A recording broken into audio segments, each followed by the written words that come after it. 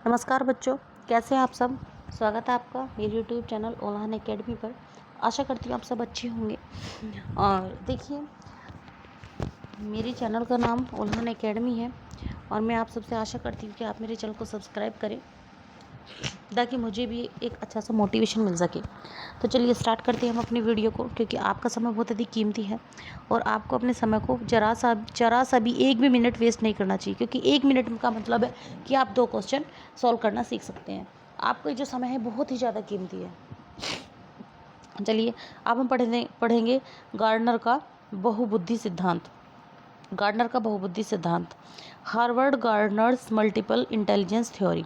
परिचय देखेंगे। Harvard gardener ने 1983 में बहुबुद्धि सिद्धांत प्रस्तुत किया। गार्डनर के अनुसार बुद्धि केवल आईक्यू या परीक्षा में प्राप्त अंकों तक सीमित नहीं है, बल्कि प्रत्येक व्यक्ति में विभिन्न प्रकार की बुद्धियां होती हैं। गार्डनर की बुद्धि की परिभाषा समस्या का समाधान करने या किसी संस्कृति में मूल्यवान उत्पाद का निर्माण करने की क्षमता बुद्धि है। समस्या का समाधान करने या किसी संस्कृति में मूल्यवान उत्पाद का निर्माण करने की क्षमता बुद्धि है। गार्डनर की 8 प्रकार की बुद्धियां हैं। भाषिक बुद्धि, सबसे पहले कौन सी बुद्धि है? भाषिक बुद्धि। भाषा का प्रभावी उपयोग करने की क्षमता। भाषा का प्रभावी उपयोग करने की क्षमता। उदाहरण है इसका लेखन, कवि, पत्रकार, वकील। तार्किक गणितीय बुद्धि, तर्क एवं गणितीय समस्याओं को हल करने की क्षमता। तर्क एवं गणितीय समस्याओं को हल करने की क्षमता। उदाहरण देखिए, वैज्ञानिक और गणितज्ञ जो है वो उनके पास कैसी बुद्धि होती है? तार्किक बुद्धि होती है। और जो ये लेखक, कवि, पत्रकार, वकील होते हैं, इनके पास भाषिक बुद्धि होती है, क्योंकि भाषा का बहुत अधिक प्रयोग करती है। और जो तार्किक और गणितीय बुद्धि होती है, ये अपने तर्क का बहुत अधिक उपयोग करती है, ये अपने माइंड का बहुत अधिक उपयोग करते हैं। दृश्य स्थानिक बुद्धि, चित्र, नक्शे एवं आकृतियों को समझने की क्षमता। उदाहरण वास्तुकार, चित्रकार। और इनके पास होता है ना एक कांच लगा हुआ, और वो देखते हैं, कभी ऊपर करते कभी नीचे होते। इनके पास इस तरह की बुद्धि बहुत होती है। ये चित्रों को देखकर उनमें खो जाते हैं और उनकी एक एक बारीकी को बता सकते हैं। शारीरिक गतिशील बुद्धि, अब शरीर का कुशल उपयोग करने की क्षमता।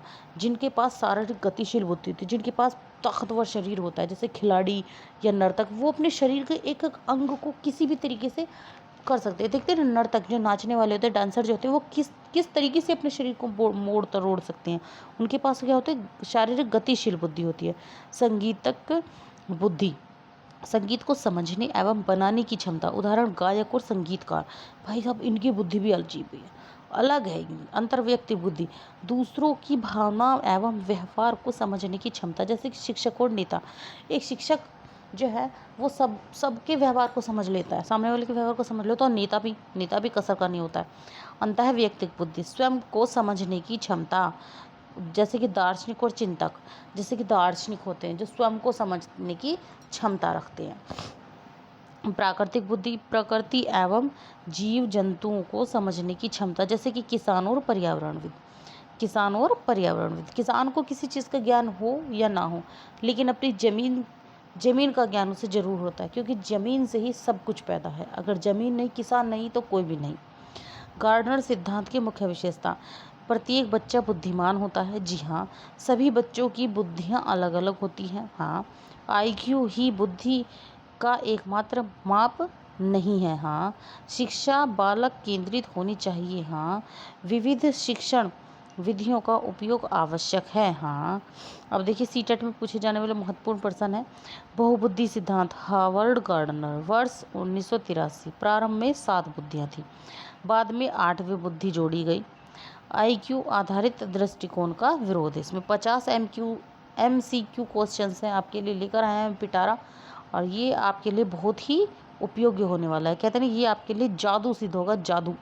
बहुबुद्धि सिद्धांत के प्रतिपादक कौन है? पियाजे, गार्डनर, कोहलबर्ग, स्किनर। इसका बी गार्डनर है। बहुबुद्धि सिद्धांत हार्वर्ड गार्डनर ने दिया। गार्डनर ने अपना सिद्धांत किस वर्ष प्रस्तुत किया? 1970, 83, 90 या 2000? बी 1983 में। क्वेश्चन 4, लेखक में कौन सी बुद्धि प्रमुख होती है? भाषिक, संगीतक, प्राकृतिक, तार्किक। इसमें होती है भाषिक।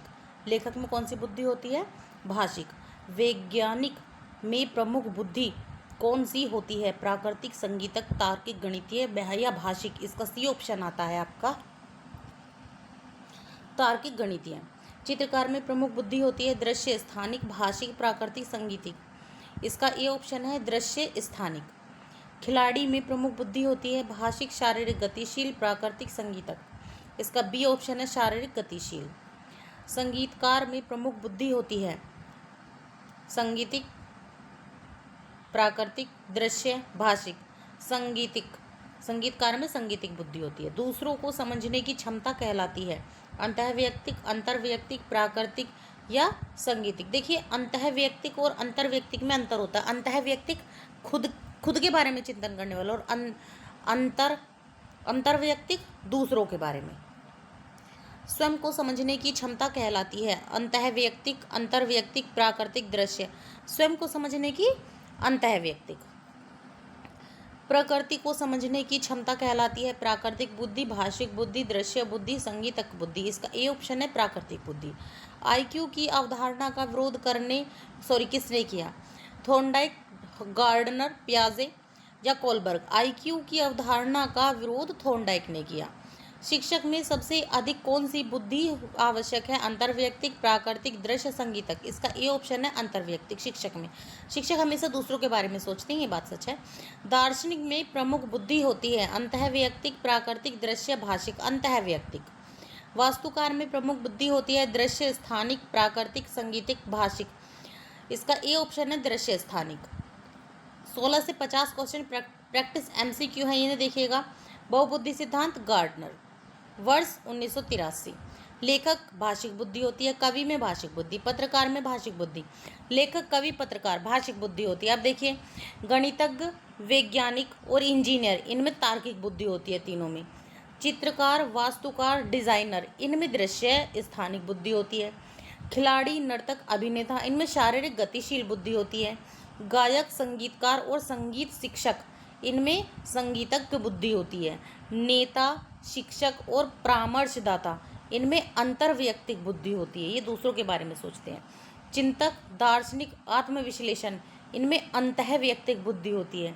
किसान, पर्यावरणविद, वन अधिकारी, इनमें प्राकृतिक बुद्धि होती है। प्रत्येक बच्चा बुद्धिमान है, ये गार्डनर ने कहा।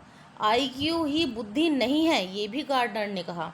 बालक केंद्रित शिक्षा, गार्डनर ने कहा। विविध शिक्षण विधियां, गार्डनर ने। प्रतिभा विभिन्न रूपों में होती है, गार्डनर ने। CTET में MI थ्योरी का प्रतिपादक कौन है? गार्डनर है। मल्टीपल इंटेलिजेंस थ्योरी, बहुबुद्धि सिद्धांत।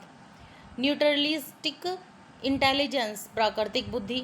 गार्डनर का मुख्य उद्देश्य हर बच्चा किसी न किसी रूप में बुद्धिमान है। अब ये एग्जाम टिप है, इन्हें ध्यान से देखिएगा। गार्डनर ने सबसे अधिक प्रश्न इन्हीं बिंदुओं से CTET में जो है सबसे अधिक क्वेश्चन इन्हीं बिंदुओं से आते हैं। प्रतिपादक हार्वर्ड गार्डनर थे बहुबुद्धि सिद्धांत के। वर्ष 1983। 8 प्रकार की बुद्धियां बताई हैं। IQ का विरोध किया। और किस पेशे में कौन सी बुद्धि प्रमुख होती है? यहाँ पर देखिए गार्डनर का बहुबुद्धि सिद्धांत देखिए, यहाँ पर परिचय है एक साइड में और एक साइड में है बुद्धि की परिभाषा। देखिए प्रतिपादक हार्वर्ड गार्डनर 1983 में। समस्या सुलझाने या मूल्यवान। मुख्य विचार देखिए, बुद्धि केवल IQ या उत्पादक बनाने की क्षमता, अंकों की परीक्षा तक सीमित नहीं है। बुद्धि केवल IQ या परीक्षा के अंकों तक सीमित नहीं है। गार्डनर की जो है 8 प्रकार की बुद्धियां हैं। ठीक है, अब हम मिलते हैं आपको अगली वीडियो के साथ। तो बच्चों, अगर कोई मेरे चैनल पर नया है तो प्लीज़ मेरे चैनल को सब्सक्राइब करो, मुझे सपोर्ट करो, क्योंकि मेरा चैनल एकदम से नया है और मुझे सपोर्ट की बहुत अधिक ज़रूरत है। अधिक से अधिक मेरे चैनल शेयर करें ताकि मुझे आप सबका सपोर्ट मिल सके। मिलते हैं अब नई वीडियो में, जब तक के लिए आप सबको नमस्कार। और जिसको भी नोट्स चाहिए वो मेरे टेलीग्राम ग्रुप को ज्वाइन करें। मेरे टेलीग्राम चैनल का नाम है @ओल्हान अकेडमी।